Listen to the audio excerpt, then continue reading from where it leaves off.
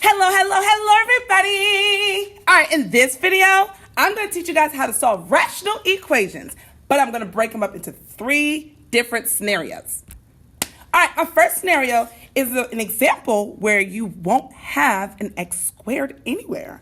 So before you start solving any of these rational equations, the first thing you want to do is find your domain restrictions. So I'm going to go through all my denominators, set them equal to 0, and find my domain restrictions.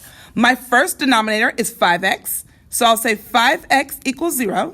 To solve for x, I have to divide both sides by 5, and 0 divided by anything equals 0. So therefore, my first domain restriction is that x cannot equal 0.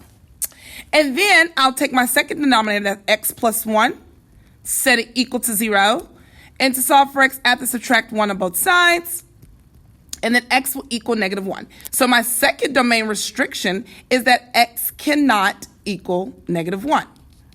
All right, now that I've found my domain restrictions, I can go ahead and solve this equation. Now, whenever you have a rational on one side of the equation and another one on the other side of the equation, you can just simply cross multiply.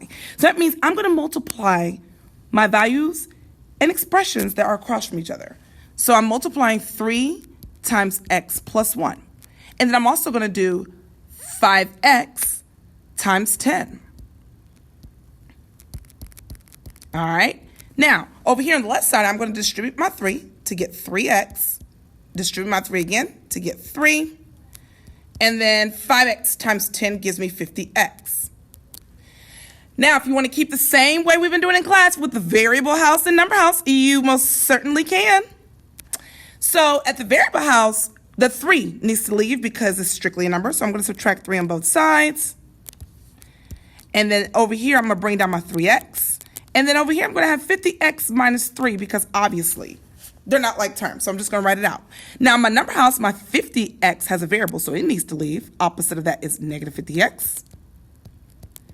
And then 3x minus 50x is negative 47x equal to negative 3. Then I'll divide both sides by negative 47. Oops. And then x will equal positive 3 over 47. And that's it. Go ahead and go to the second video to see the second scenario.